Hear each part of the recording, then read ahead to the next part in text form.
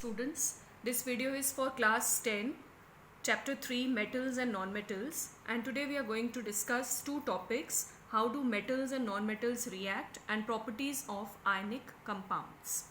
Let us first begin with how do metals and nonmetals react. Actually, every element, whether it is metal or a nonmetal, it has a tendency to attain a noble gas configuration. Okay, you have read it before also, that noble gas configuration means all the shells of the element must be complete. Okay, for example, there are shells like K, L, M shells, and if these shells are filled, then it is a noble gas configuration, or the octet is complete. Octet means there should be 8 electrons in the outermost shell, and if it is K shell and it has 2 electrons, then this is known as a completely filled shell, so this is stable. And L will be stable when it has 8 electrons, M will be stable when it has 8 electrons in its outermost shell. So this type of configuration is attained by every metal and non-metal, and they form compounds. Okay, so today we are going to study about that how do metals and non-metals react. Let us take an example of potassium. Now potassium has atomic number equal to 19, so its electronic configuration will be 2881. I hope all of you know how to write the electronic configuration. You have read this in 9th class. So this is 2881. Now this potassium is a metal, and this one electron is the extra electron here. If it loses this extra electron, then it will become stable, because then it will have 8 electrons in its outermost shell and the octet will be complete. Okay, so it has a tendency of losing the electrons. So K will lose 1 electron, minus 1 electron, and it will form potassium ion. This is known as potassium ion. Metals, they form cations. Okay, earlier also I told you that metals are electropositive in nature. Metals are electropositive. Electropositive means they form positive ions, or we can say they form cations by losing of electrons. They have extra electrons, so they lose the electrons and form positive ions. I hope everybody knows why this has become positive, because earlier potassium had, we studied that it has 19 protons, means 19 positive charges, and 19 negative charges. For a neutral element, it has 19 positive and 19 negative charges. Now when it loses 1 electron, means this electron, when it loses 1 electron, so electrons become 18 in number and 19 will be the number of protons. So naturally proton is more, and how much more? 1 positive charge is more. So it will attain positive charge. This is how we write K positive. Okay. Now on the other hand, non-metals, they are electronegative in nature. For example, we take the example of chlorine. Now chlorine has atomic number equal to 17. So its electronic configuration will be 287. Now it has 1 less electron, and it needs 1 electron to complete its octet. Therefore, what it will do is, chlorine is going to gain the electron, plus electron. Chlorine, when gain the electrons, naturally will attain 1 negative charge. Right now I have explained you why it will attain 1 negative charge, because now it has gained 1 electron. Earlier it has 17 protons and 17 electrons. Now when it gains 1 electron, this becomes 18 electrons. Okay, so naturally 1 negative charge is attained by this chlorine, and this is your chloride ion. Now non-metals are electronegative. They are electronegative. Why they are electronegative? Because they gain the electrons. They have the tendency of gaining the electrons and becoming stable.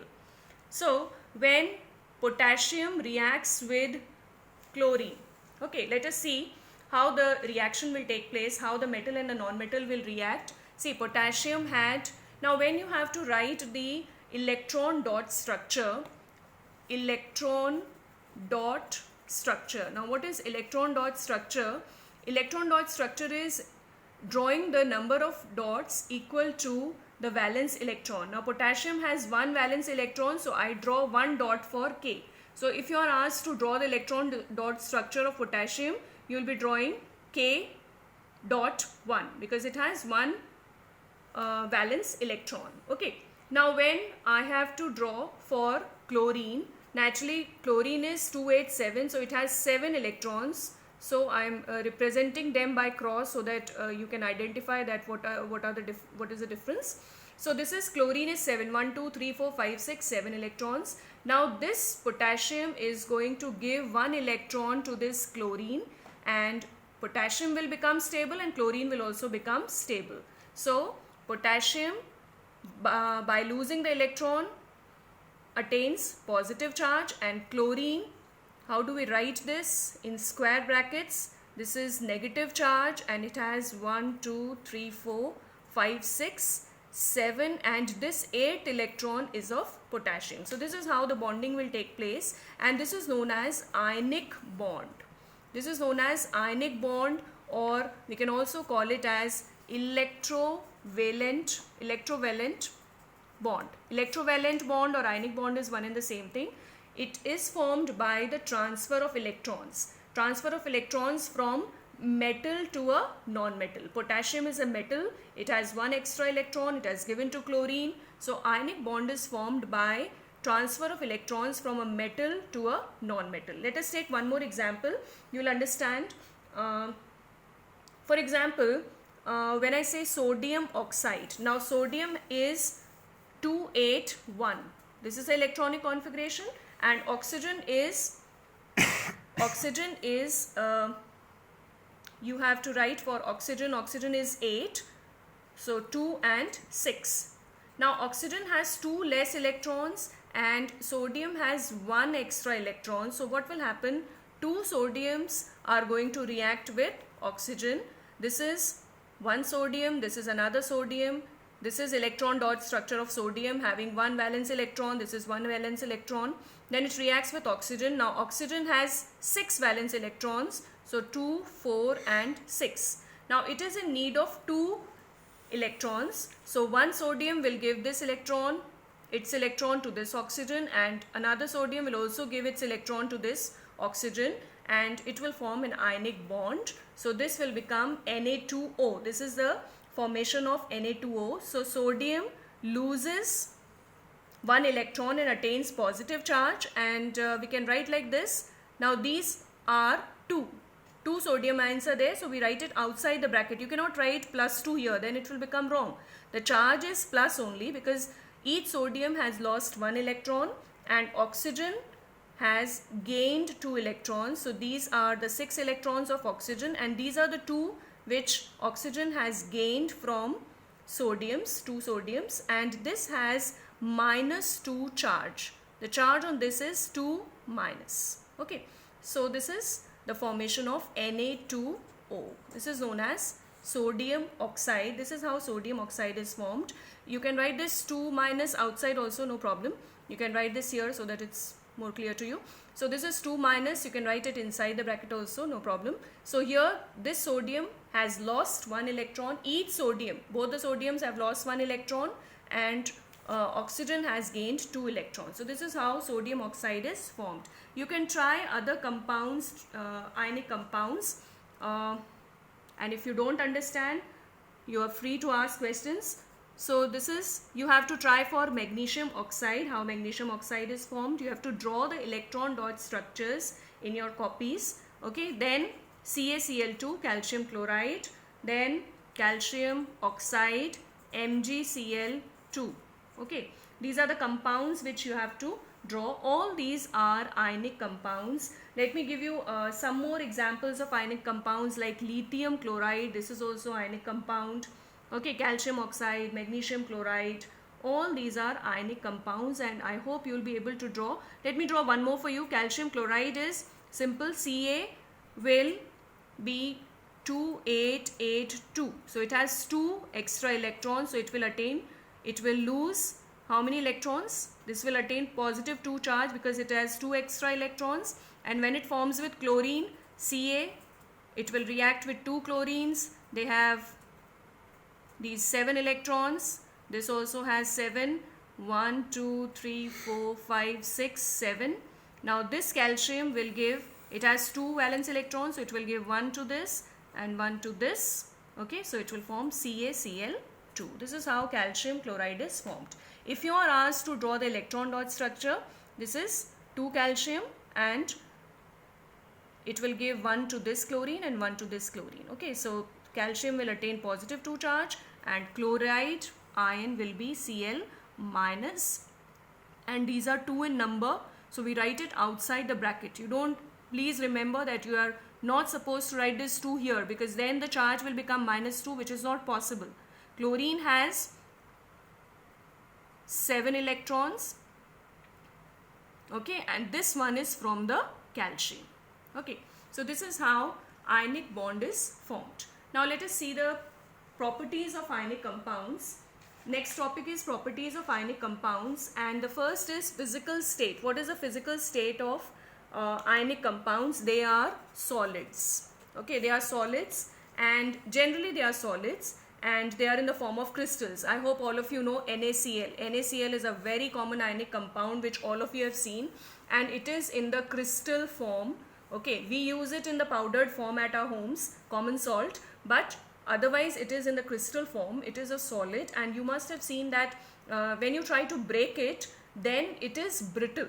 It is solid but it is brittle. So all the ionic compounds are solid, but when you hit them hard, when you apply pressure on them, then they are going to break into pieces because they are brittle. They are hard but brittle.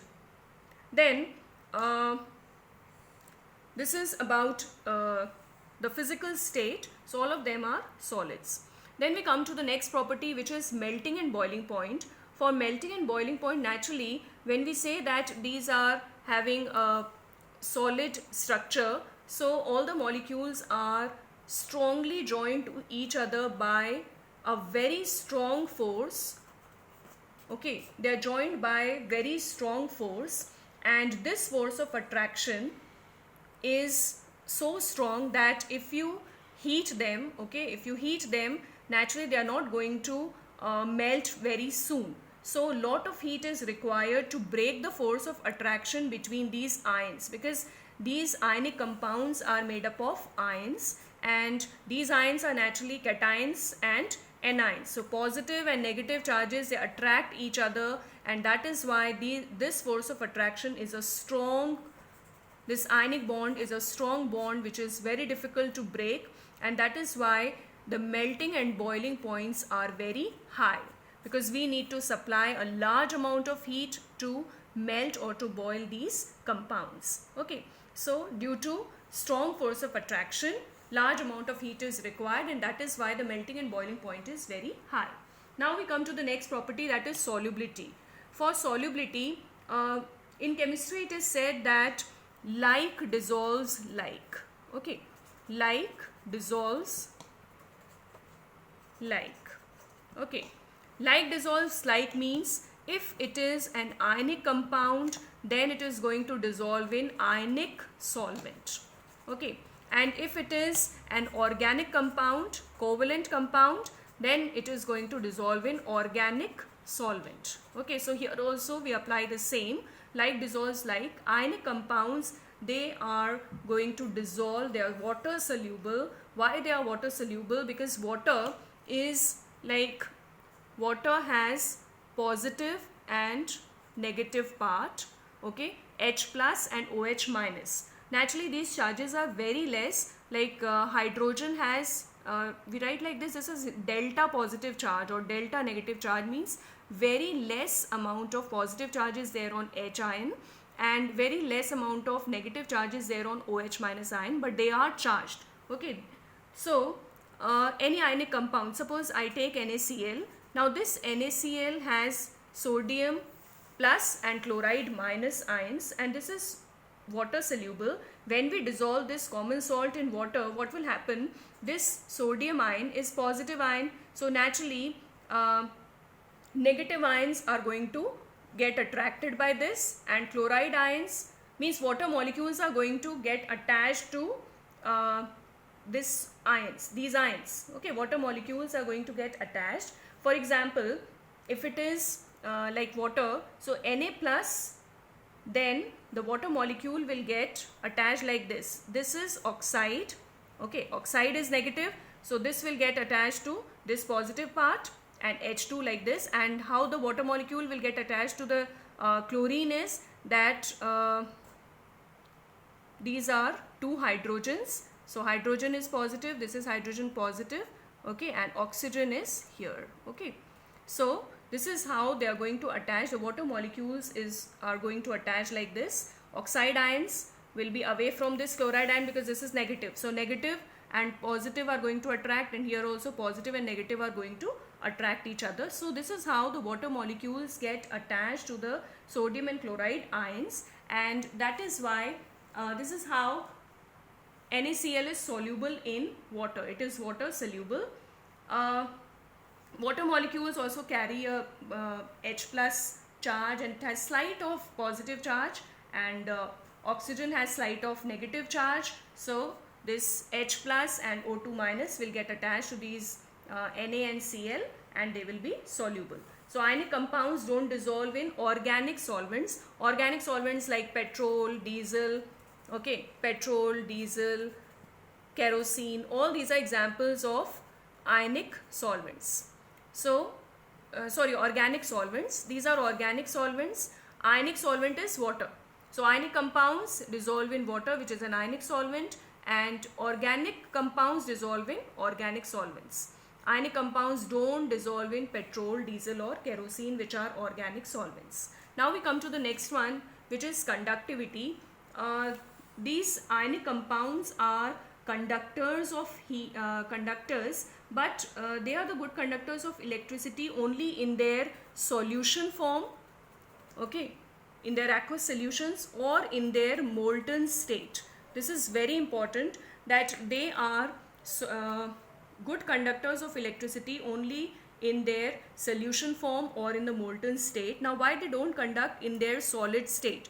Now we have studied that solid state is like this. There is strong force of attraction between the molecules, so it is hard to break, and they cannot be they will not dissociate into ions, okay.